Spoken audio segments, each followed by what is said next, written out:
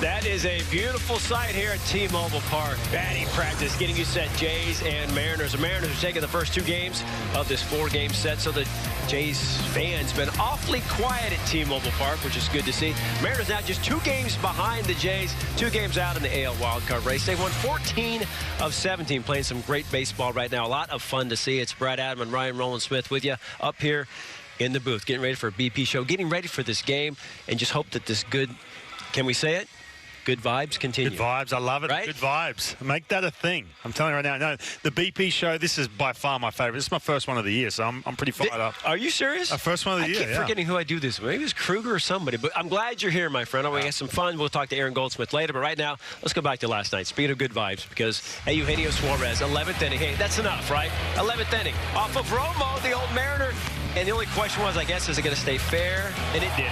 Yeah, off his old buddy. This took the 11th inning. You can see the board right there, the old scoreboard. You can see just the 0, 0, 0s. The bullpen was magical last night. You just knew it was going to take just a little bit of time. But Eugenio Suarez, man, has he been good since the month of June, hitting 270. I think the biggest change for him is what he's been doing against breaking balls, hitting 318. It's not just the average, it's how well he is crushing those, putting deep, good, hard contact on those balls. But hey, good times last night. For this guy, he coined the phrase, good vibes. Love it. He did. I hope that dye job doesn't, rinse out with all the Gatorade and water. The hair is sticking around. How about that? The Corella division, whatever it is. I like that Corella. Over 200 career home runs. That was his first walk-off home run. Great to see last night. They won the first 2 games of this set. Let's take a look at the Mariners lineup for you in Game 3. Our Swinomish Casino and Lodge Mariners lineup looks like this. Julio leading off once again, and why not?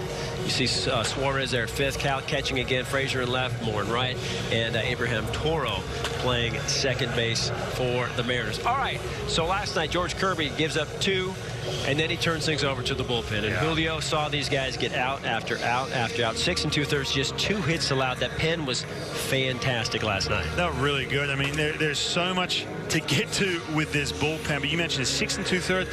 No runs, had to pick up the slack a little bit. You go back to the first couple moments. Penn Murphy, how good has he been in his short career here with the Mariners?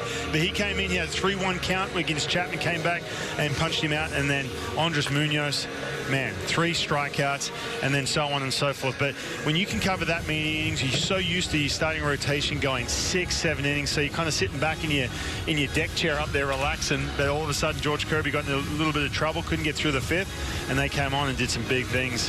Paul Sewell enjoying the BP. He's enjoying the PB show. The good vibes and the BB show. He is watching. Yeah, there's Penn Murphy, and he's been just a revelation out of the pen, sitting there with Tommy Malone. We did see a couple of new faces out there in the outfield, a couple of relievers exiting the game last night.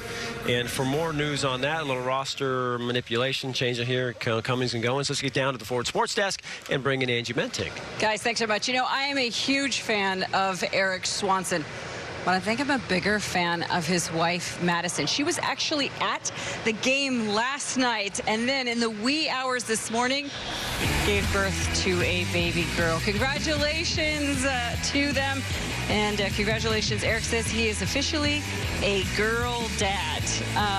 Parker Swanson joined us early this morning. A massive thank you to everyone for all the prayers and well wishes. Mom and baby are both doing great. She'll probably be running a marathon, knowing Madison a little bit later today. So congratulations again. She's absolutely perfect.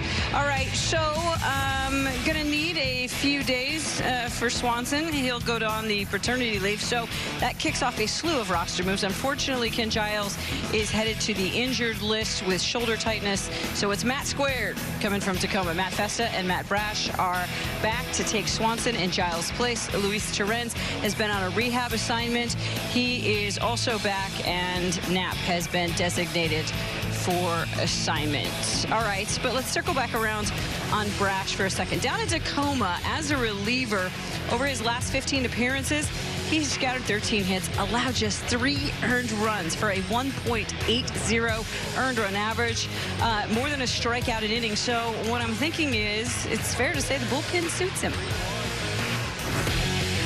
I feel like I'm there. At the beginning of the year, obviously I struggled with command. I'm falling behind hitters and stuff, and that's not me as a pitcher. And I feel like, especially over these past couple weeks in a bullpen role, kind of gotten back to myself and attacking hitters, being really aggressive in the zone. No mechanical stuff. I've never messed with my mechanics. I'm good with that. I never try to think about those. I think it was more just getting innings into me and getting experience and getting my confidence back kind of thing. So, yeah, my mentality is really good right now. I'm just kind of being aggressive and throwing my stuff and getting outs.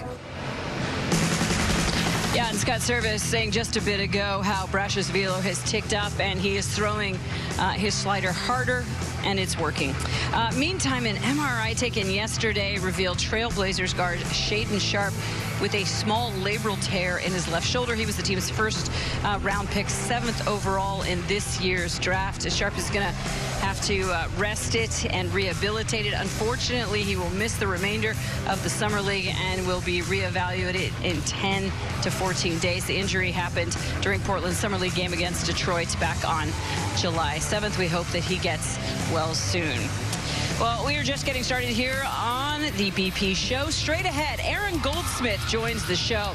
He's probably livid that Brad and Ryan have taken over his booth. Mariners pregame presented by Vizzy Mimosa Hard Seltzer continues right after this.